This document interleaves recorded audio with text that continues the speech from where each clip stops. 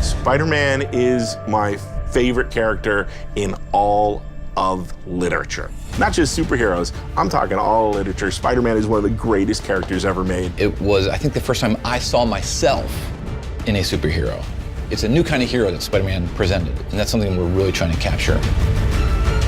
He wasn't like some billionaire playboy. He wasn't an alien from another planet. He was that guy down the block. Every great Spider-Man story is also a Peter Parker story.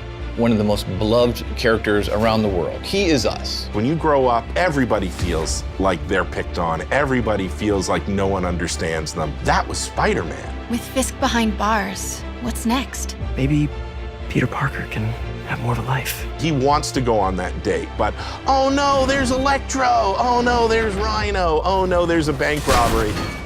And then when you understand all that, the stakes raise when he's Spider-Man and fighting these foes, because you know what's at stake, you know what he's fighting for. In the Insomniac game, we got this new Spidey, a new look.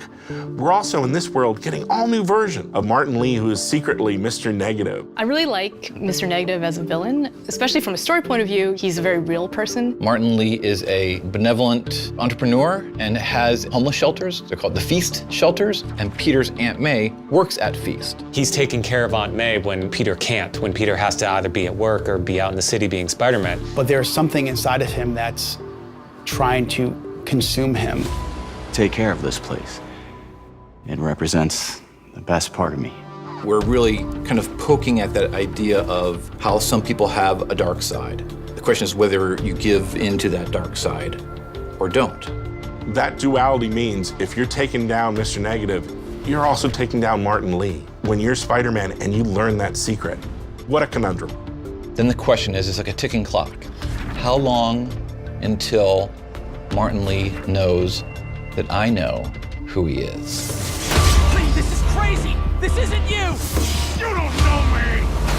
From a visual point of view, what's really cool about him is that he's got this really cool negative effect where he becomes negative. And then that is connected to his powers. He's able to bring out someone's dark side. And then he can also, in our game, he can do these blasts of his negative energy. You're gonna see, swords or guns or even whips imbued with this negative power.